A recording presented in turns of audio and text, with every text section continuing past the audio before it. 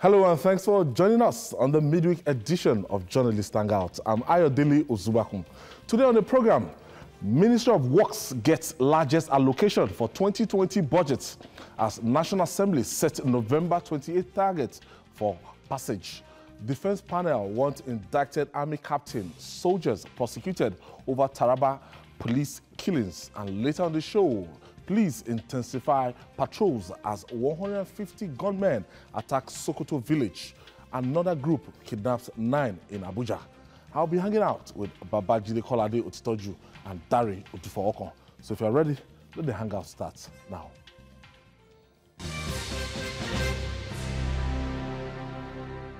Thank you for joining us. An infrastructure deficient country will need to open the checkbook to balance the absence of basic amenities like roads, water, power supply, electricity, and housing. The federal government appears to be taking the bull by the horns in terms of infrastructure development.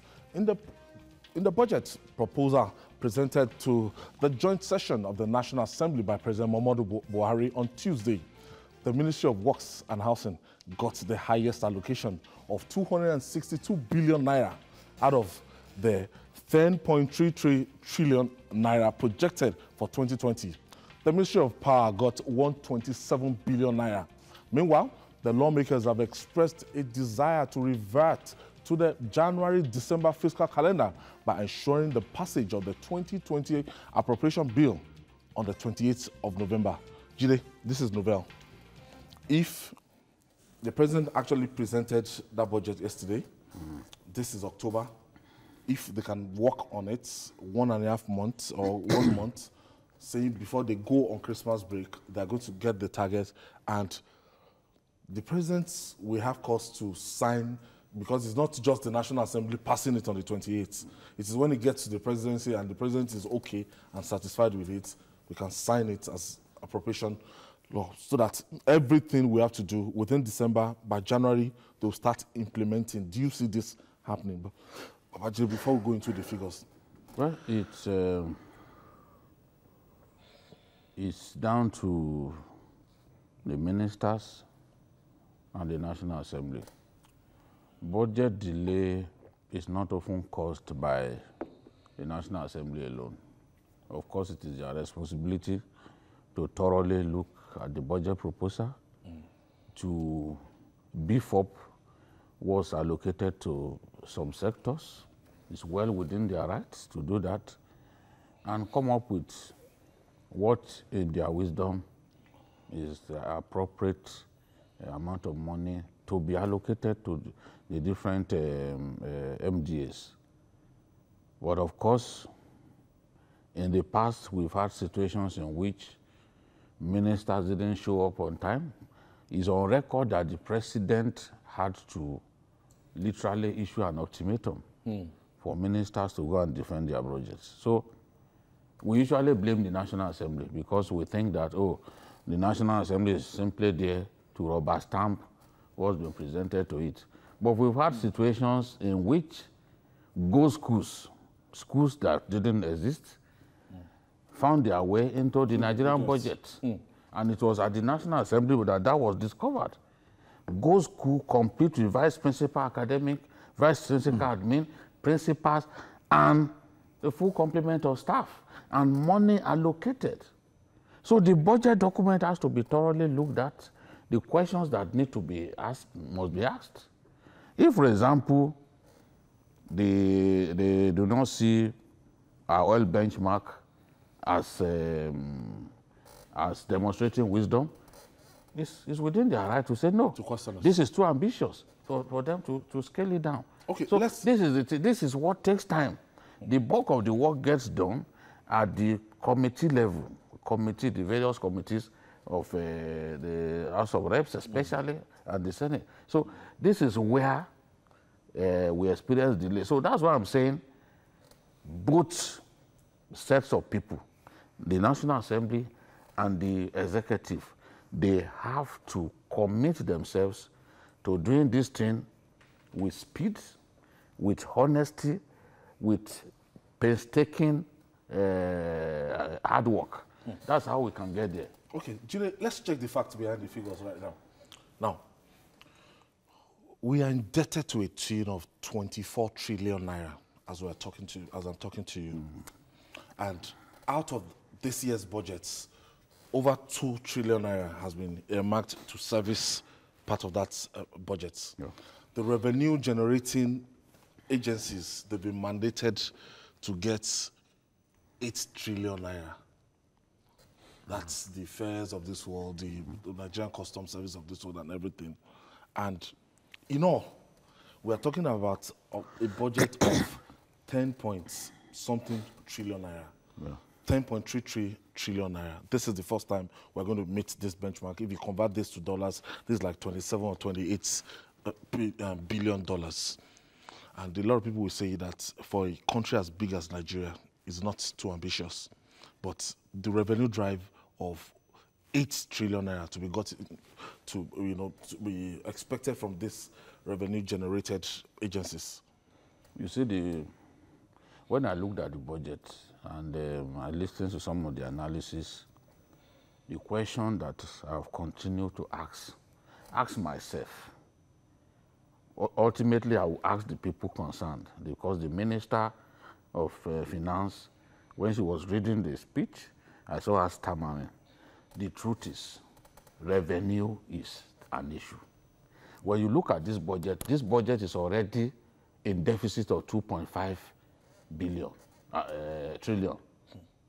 Because, I mean, a deficit of $2.5 billion, because you have said that you are going to borrow that. We are in the market for that already, to finance the budget.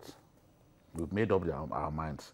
So, in my view, this whole budget is about 5.4 trillion. Because when you look at when you take off 2.5 trillion, that is what I already call deficit, because you are going to use it to finance the budget. You are down to 7.5, and you have committed to servicing debt, or debt, as you people who are newscasters call it.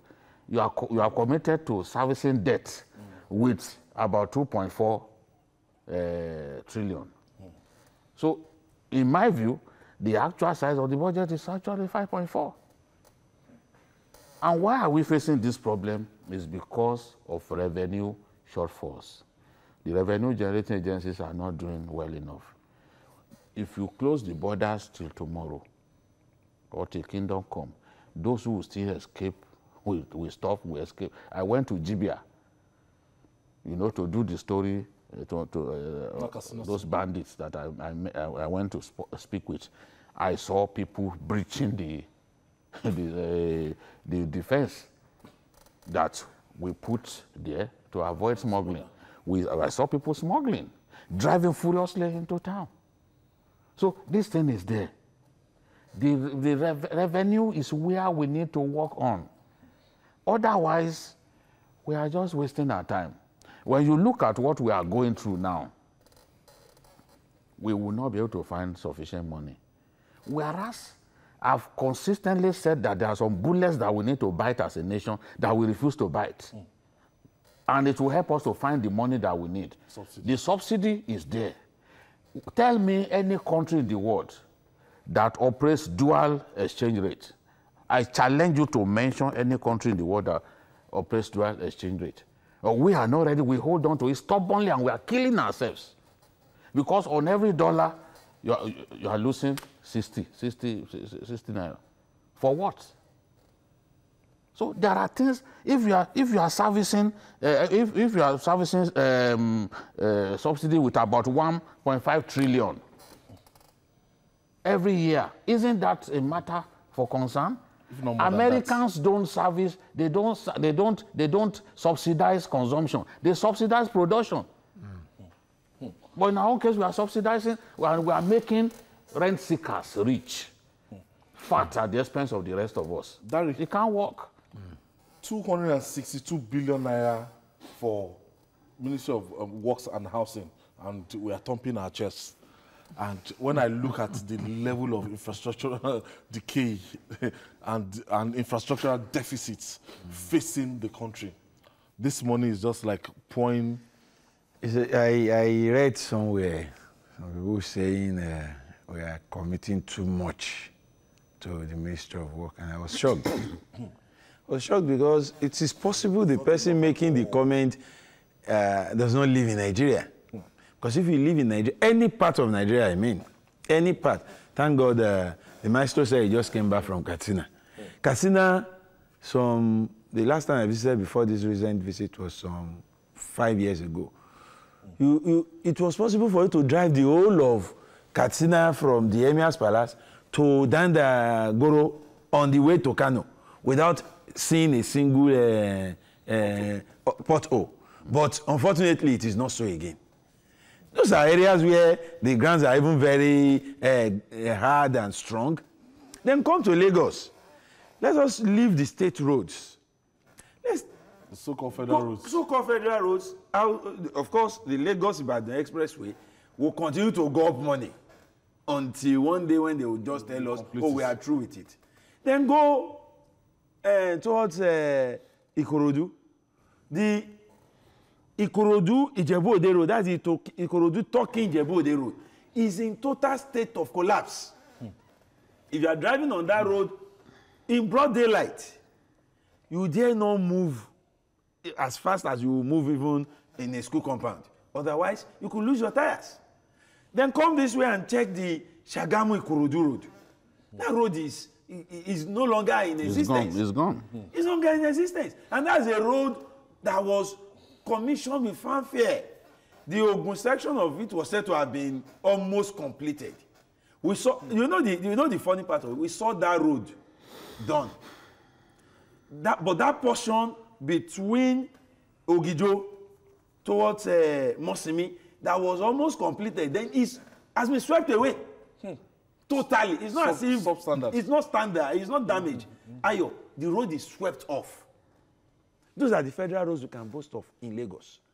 Go to other states and see. So, when you now have a ministry... Out of Badagry. Abayes. Oh, I didn't want to mention Badagry. Super highway. Because one of our staff just came in as I was about to leave the office, and she was telling me she had to take bike from Vos down to Oshodi because that's the only way to ensure that she does not lose her pregnancy.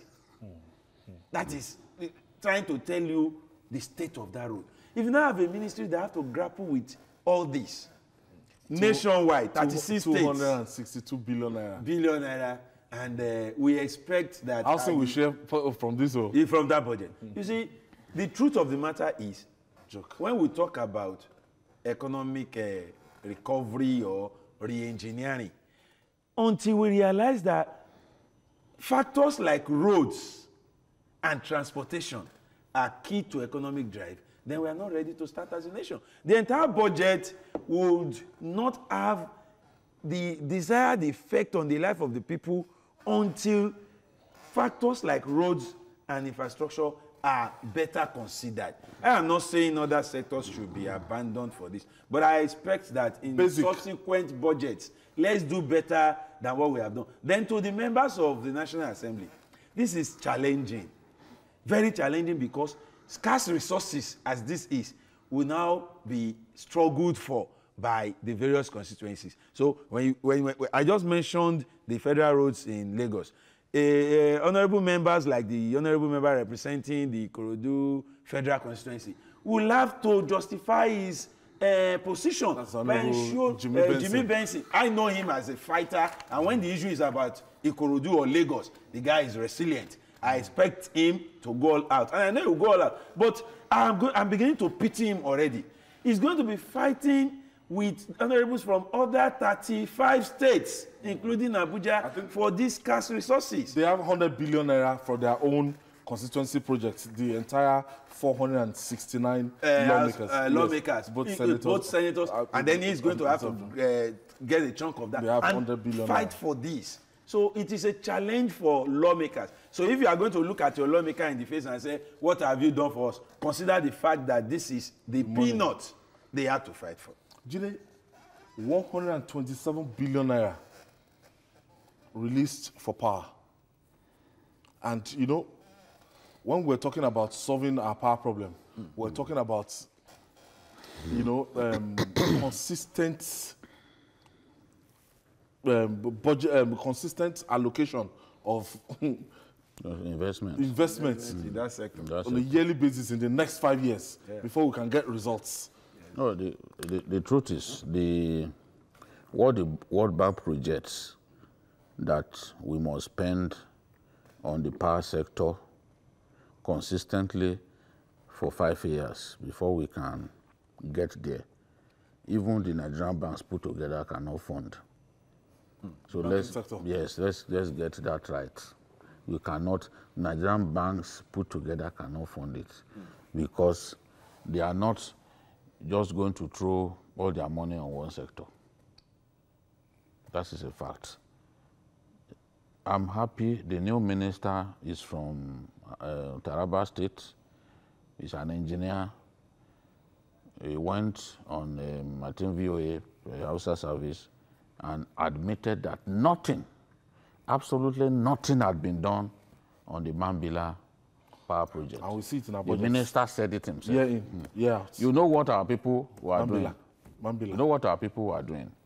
They will go and take the picture of the Kashimbila Dam. Kashimbila Dam is also in Taraba State. Beautiful dam, beautiful power project. They will now go and take a picture of that Kashimbila Dam and Represent it and as use it as Mambila. So the lies were flying all over the place. you were able to Before go to Mambila. I said that whatever it takes, I will go there. I have to see.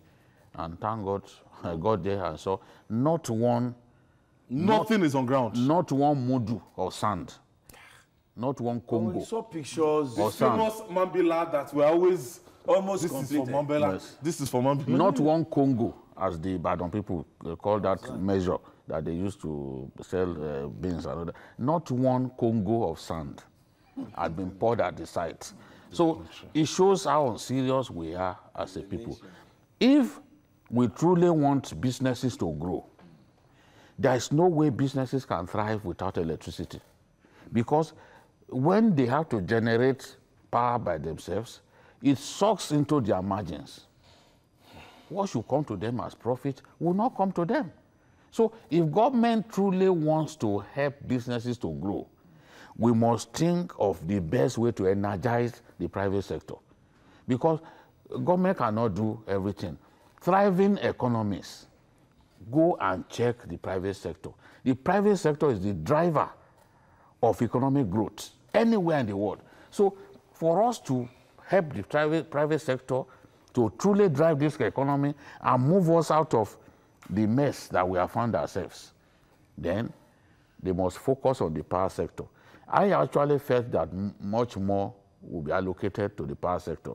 And I would recommend that when the National Assembly begins to look at these figures, they will use their wisdom to say, look, power sector gets more, you know? Even works.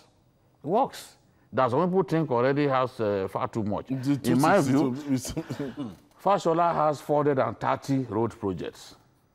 Where will he find the money to do those roads? Just ask ourselves. Where will he find the money? So there's a lot that we need to do. For me, as I've said earlier, you can't have a situation in which the country is being bled through various sources. We are not addressing that. When push comes to shove, the money we spend sending people on pilgrimages, whether they be Christians or Muslim, we will stop it. Nothing. Personal. That time will come on. We are still rejoicing. We are still rejoicing. It has not hooked us here. When that time comes, nobody will tell us. Indonesia has more Muslims than us. 90% Muslim. So countries of the world that have more Muslims than us, they do not usually parade more pilgrims than us. We can actually support our people, help them start businesses with some of the funds that we use on pilgrimages, some of which get stolen. We can actually help people. So give them money for them to start this small and medium scale. That will help them to raise money that on their own they can now go on pilgrimage. You know our people. In fact, it's not even in the Bible that people should go. No, for the Christians, it's not. It's not even in the Bible. But some people have made the habit of going every year. You can afford it. Yes. Until you once can a year. afford it. You can afford it. So this is the thing. Desperate times call for desperate measures. MUKHTAR, this is what I see. MUKHTAR is calling us from KANO. Thank you for joining us, MUKHTAR. Good evening, MUKHTAR. Hello, Ayo. Good evening. All right, go ahead with your contribution, please. I greet you people. Mr. Didi, how are you doing? I greet you, MUKHTAR. Thank you very much. Let me contribute let me contribute on the budget discussions you are making now. Okay. Yeah. Because what I expect the Mr. President to first do is to tell us what happened to the last year's budget. Let's review it. What happened? Is there any implementation? progress being made?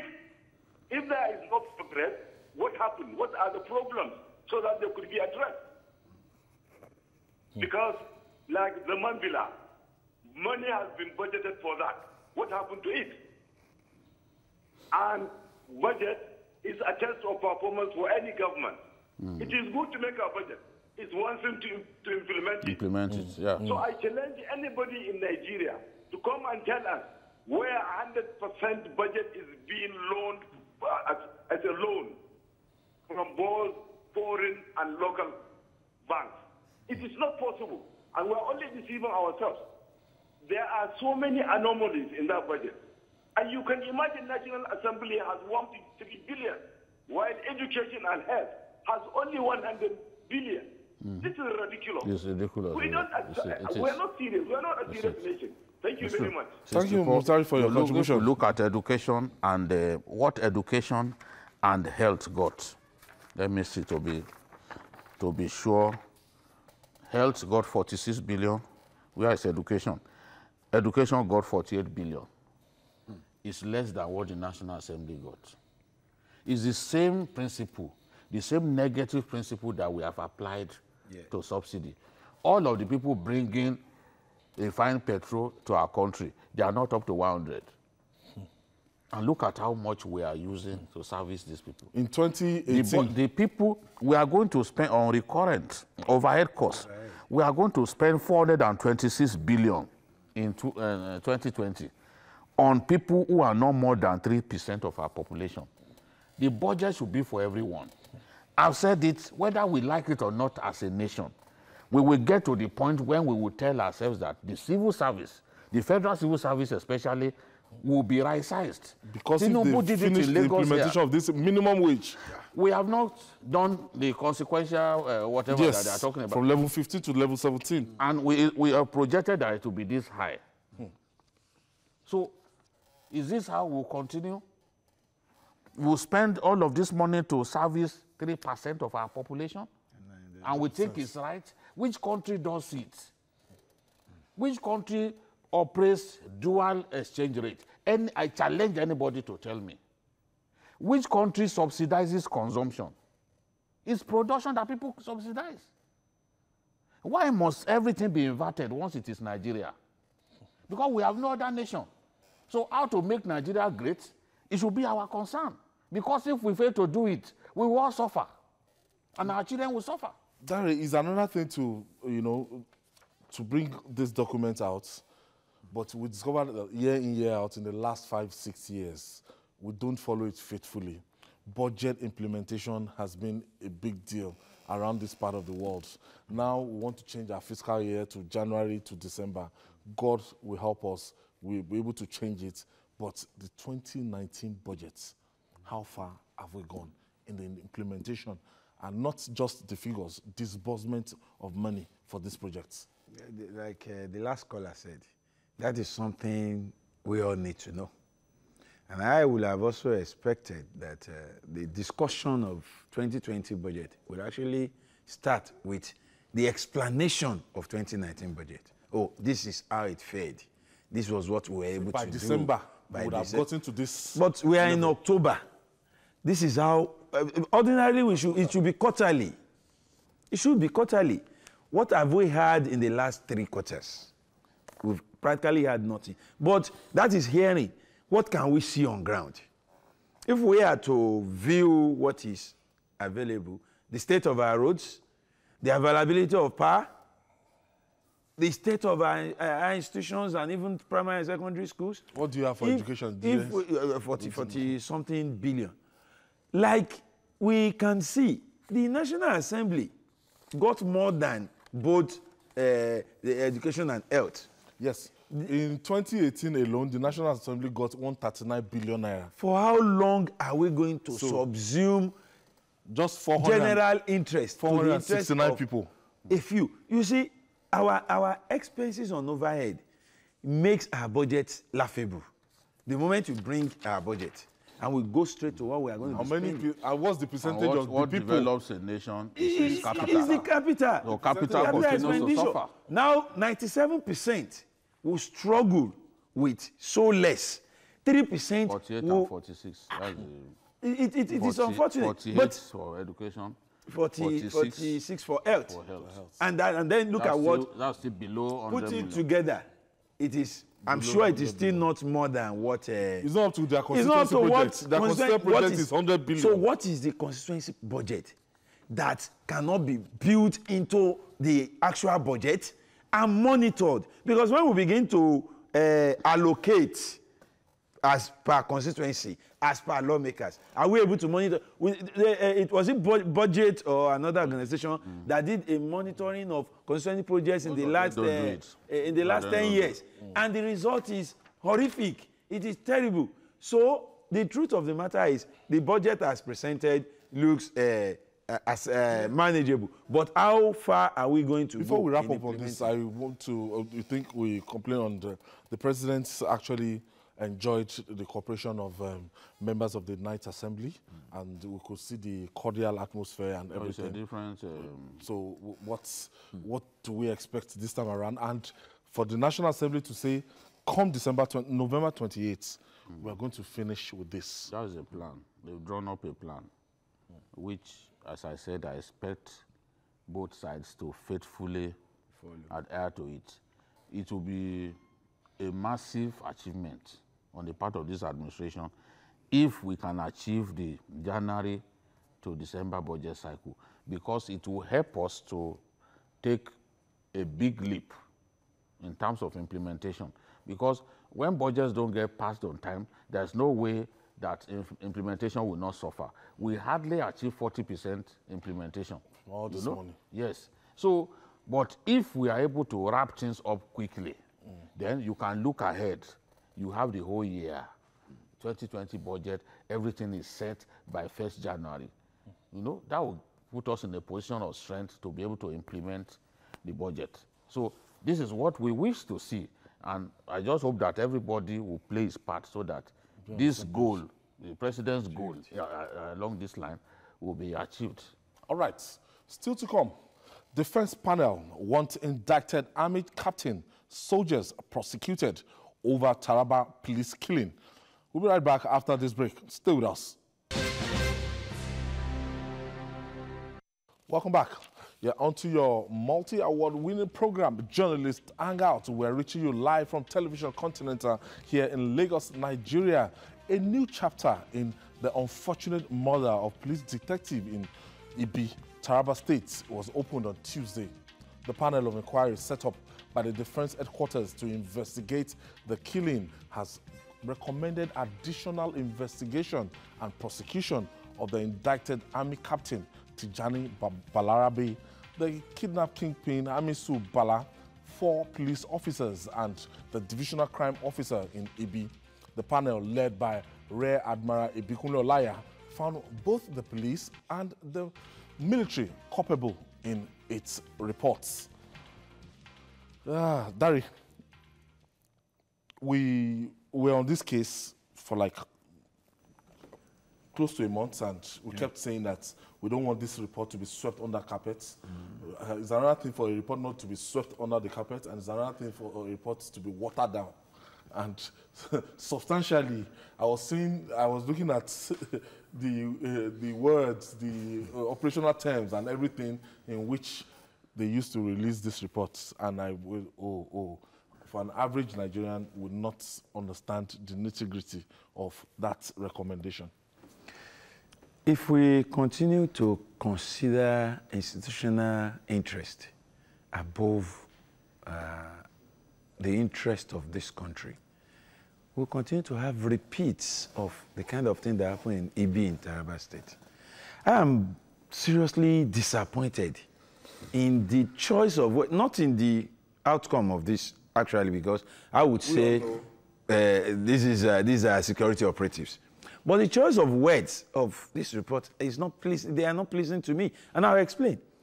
I expect people to come out in strong languages to condemn what is not good. Lives were lost. People were murdered in cold blood. In cold blood by people bearing ammunitions and arms procured by taxpayers' money. And then police officers who are also defenders of the people were mowed down in pursuit of the safety of an alleged kidnapper. When this kind of thing happens and we want to address it and we will start going technical, we started using our words carefully.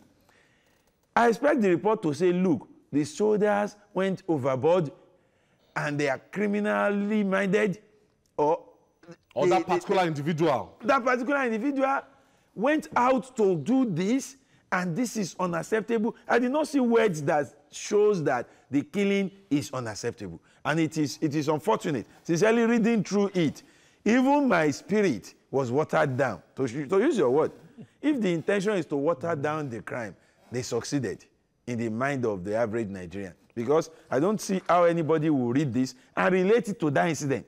It's as if they are not the same. They use semantics. It's as if we are not talking about the same thing. Because I read through this, that gory and unimaginable killing of policemen by soldiers who want to free a kidnapper. And now this is what we get. Both the army and the police are culpable. The officers went there. They did not follow procedure. The soldiers too, they did not. Communication breakdown between the...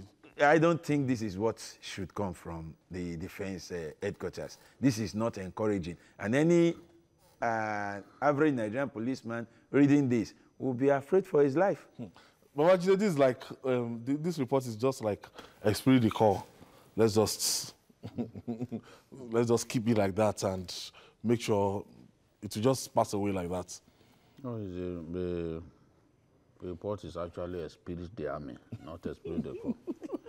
Because clearly they are trying to water down what has happened. How can, you see, the defense headquarters can continue to delude itself. Nigerians already know what happened. All the facts are there. The things that we said on this program happened. Investigations have shown clearly that that was what happened. Before Wadume was arrested, how the whole thing happened had been narrated. We had analyzed it here, that a captain who put the Nigerian army to shame was the one who got the manacles on his legs broken. Called the Wadume Confirmed it. himself confirmed that's that. Captain Tijani Balarabe. Yes. Now, anything short of the army handing over Captain Tijani and other soldiers who killed those innocent policemen, anything short of handing them over to the police For prosecution.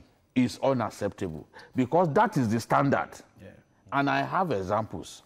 The soldier who raped the student of the university in Akungba Akoko was handed over to the police. For prosecution.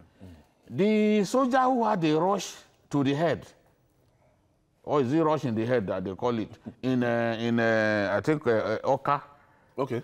and killed an Okada rider. Okay, number. Because the Okada rider will not give him money. As if your job is simply to wear that army uniform and be extorting money from people. He killed him, What did the army do? The army handed him over to the police. That is the standard practice. Because at the end of the day, no, I think that one happened in Abia. Abia, yes. At the end of the day, in Aba, at the end of the day, the reports of that defense the committee set up by the defense committee is not admissible in law. It is the product of police investigation that is admissible in law, that is admissible in a court of law. So whatever report they come up with is just an interim report. So you've come up with the interim report. Where is the captain guilty of that aberrant behavior? Where is he? Where are you hiding him? Communicating Bring with him out. Conniving with a kidnapper. Bring him out. What he did was worse than that guy, the rapist. What that rapist did.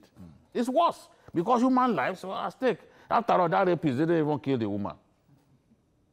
So release him. If you could release him, there are, look at parallels. Someone killed people in Abia. He killed an Okada rider in Abia. You release him for trial to the police. A soldier, that's the practice. Why are you holding on to this person? Why are you telling us that there should be more investigation? Investigating what? Facts that are already known to everyone. Who is that Nigerian who does not know the facts of this matter now? What are you still investigating? What are you still? Let this guy and Wadume confront themselves in court. So that Nigerians can know what happened. Release the captain. Release the soldiers who opened fire. And if they were indeed taking instruction from the captain, they will tell us. Don't waste our time. After wasting our time for that long, look at the shitty report that they come up with. What is in that report? What is in the report? Is an attempt to simply water down what has happened. Say the late policemen did not follow operational guidelines. I mean, so does that mean they should be killed? Yeah. So does that mean? So is that the excuse for cutting the manacles? They are removing the handcuffs. Yeah. Is that the excuse? Free. Why are they not talking specifically about that crime or freeing a criminal? Why are they not specifically talking about it? Who do they think they are deceiving? That we will sit here, Babajide told you, we'll sit here and people, some of them, my age mates, will be deceiving me as if I don't know what I'm doing. A philosopher said, education encourages disputation. Because if someone tells you that this is white and this is black, you need to ask questions. Because you are educated, you know that it is not white. You ask questions. You argue. You argue. That is the thing. So the people can't pull wool over our eyes. ADETORO, release that guy to the police. Let them go to court. Practice. ADETORO is calling us from Lagos. Thank you for joining us again, ADETORO. Yeah, thank you. Good evening. Good evening. My heart bleeds over this report. I've been very skeptical from day one when they made the army to head this inquiry. In fact, Nigeria would have been, we would have preferred a panel of inquiry headed by the judiciary rather than the army heading the case that the problem they created. The panel heading the inquiry into the problem they created, which is not fair. This is no report at all. And I can only hope that the president will not accept this report and rather either the matter is part of the judicial commission inquiry set up to look into this matter so that justice will be seen, not only to be served. Then Nigerians will be satisfied. This is no report at all, and it's unacceptable. Now, on the issue of the budget, as long as we continue like this, I doubt very much if Nigeria can make headway. Because the overhead is too much. Look at United Dubai. That country, they don't have the large size of National Assembly that we have here. But look at the progress they are making. As long as we continue to have this large size of National Assembly, and there's no way we can make progress. Thank you, Toro. Except we prune down the size of our National Assembly, even the ADETORO, the presidency too. Thank you for your contribution, Toro. Noted. Noted.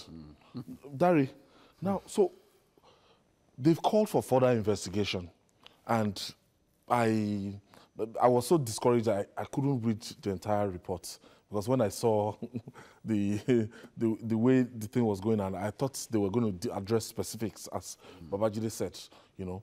So what are we expecting from the defense headquarters now? I read the report, and I can tell you that it is just a very brilliant document to buy time. The basic recommendation is further investigation. Nobody's culpable. Wild goose chase.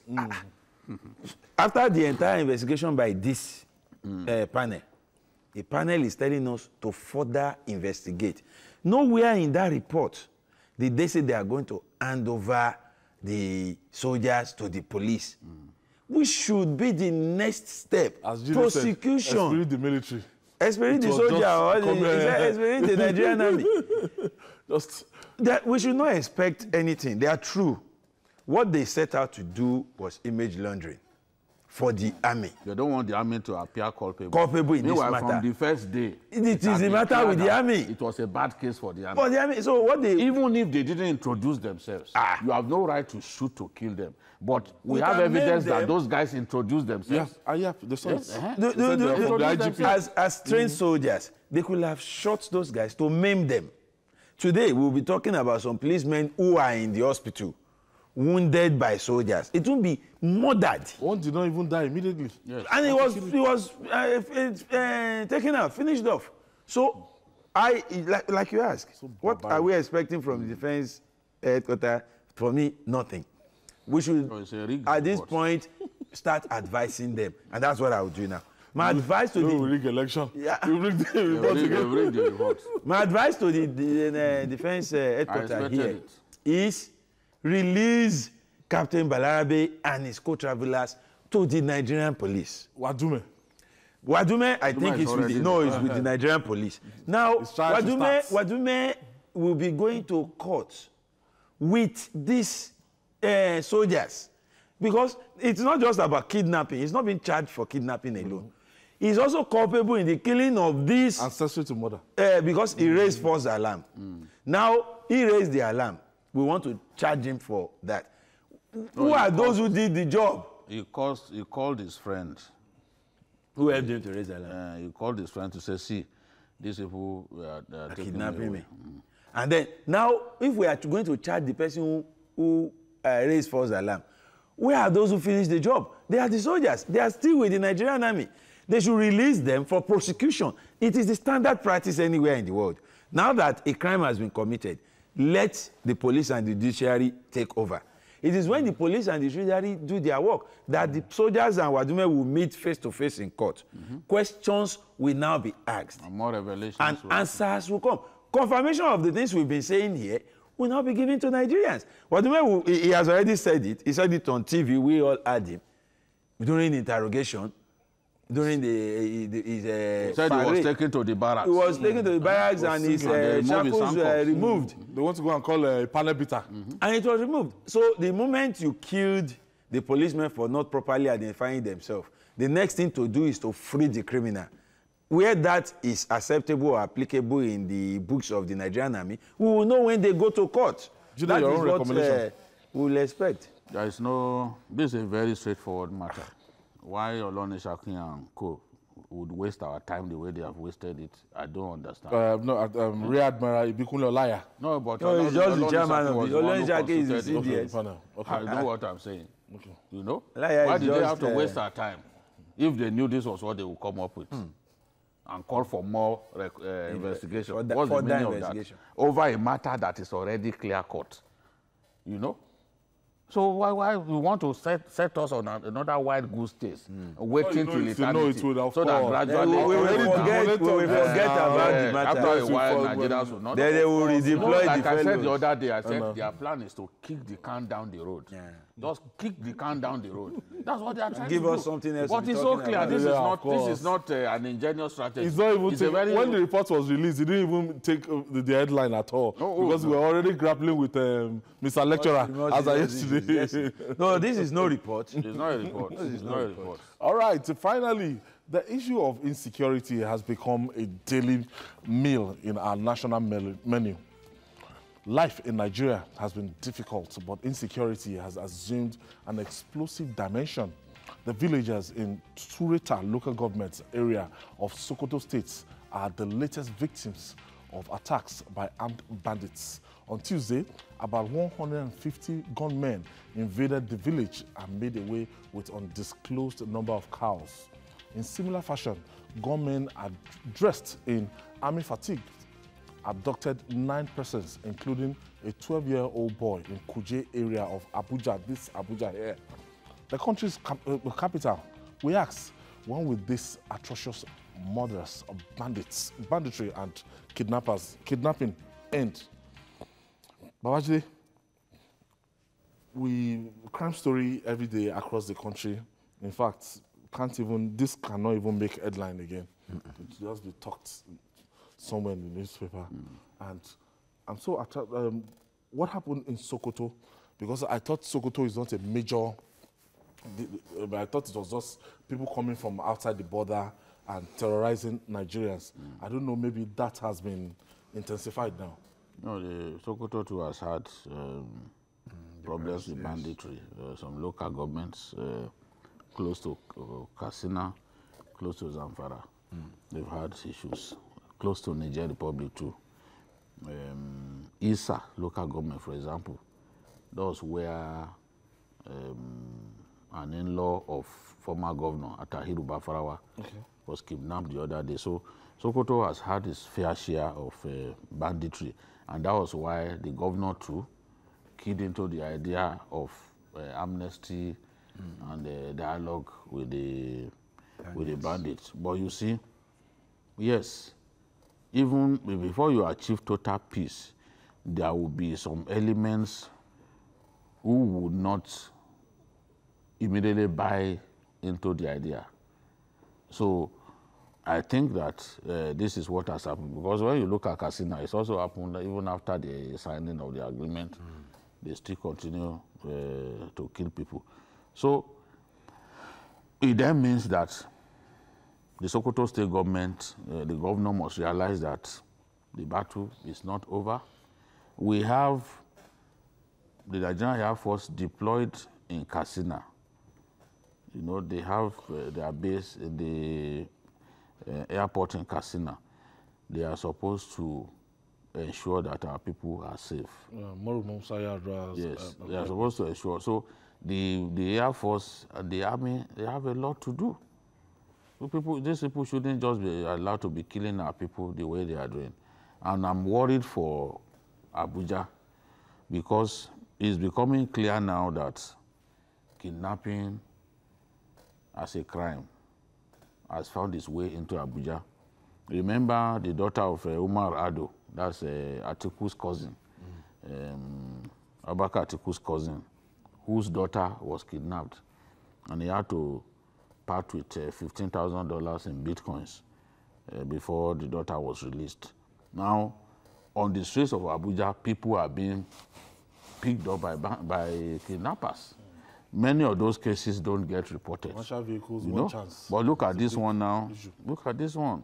They dressed like soldiers and then kidnapped 9 persons, including civil defense operatives. So, yes, Abuja had been a very safe city over the years, described as one of the safest country capitals in the world. But things are changing. Probably the bandits running rampant in Kaduna are beginning to move into 2 hours. Yes, just 2 hours. They are beginning to move into Kaduna and move into Abuja, and the IG and the new Minister of Police Affairs should know that they have their work cut out for them.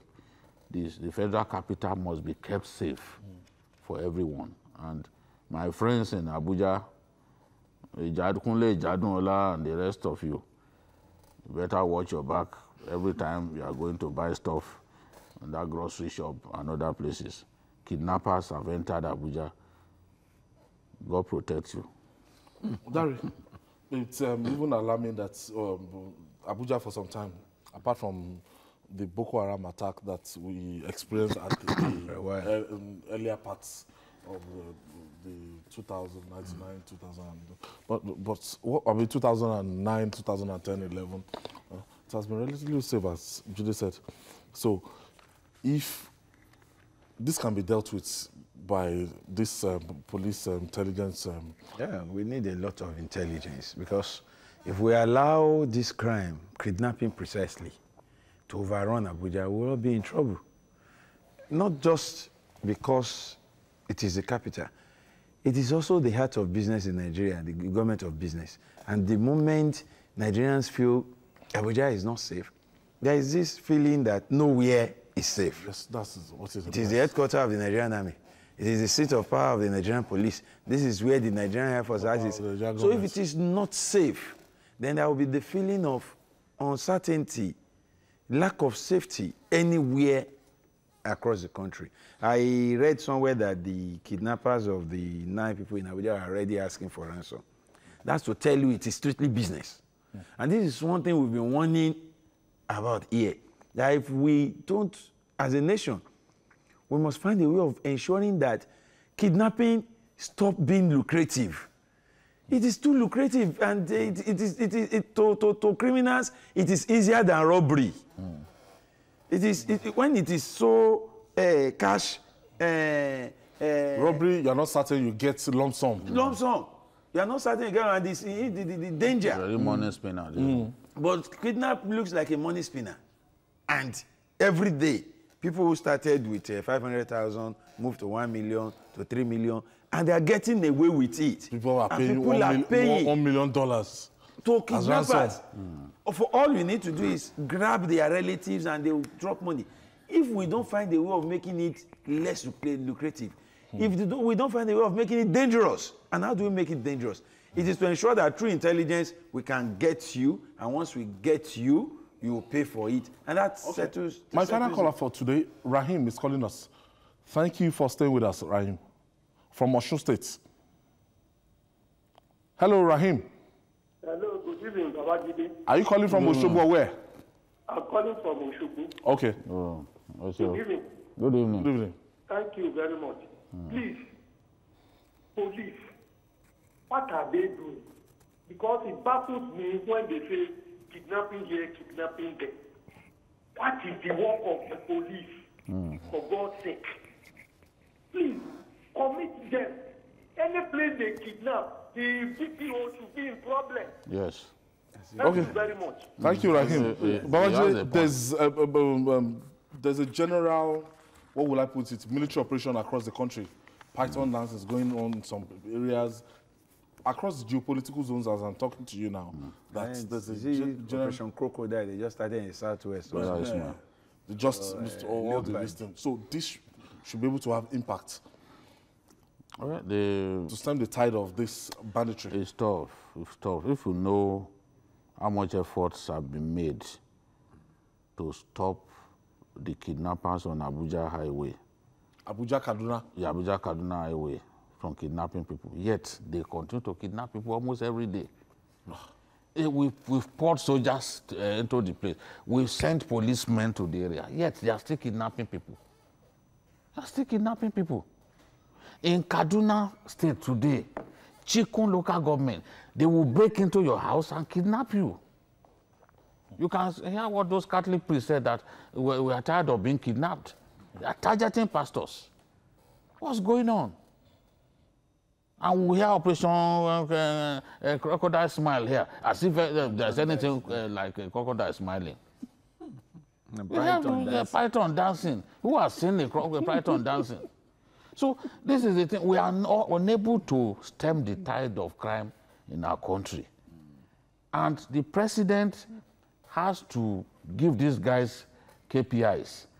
In any area where kidnapping is rampant or crime is rampant, the president must descend on the officers in charge in that area. That's the only way they will sit up. Because in any case, in some cases, as we have seen now, in some cases, security men even connive with these people. So if you know you will be punished, you better not connive.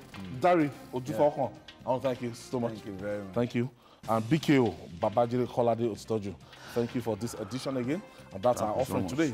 Join us tomorrow for another episode of the program, and also watch Journalist Hangout on our platforms showing on the screen. We're also on YouTube, youtube.com/TVC News Nigeria. Our feedback channel is Journalist Hangout at tvcnews.tv. I'm Ayodele Ozubaku. Bye for now, and God bless Nigeria.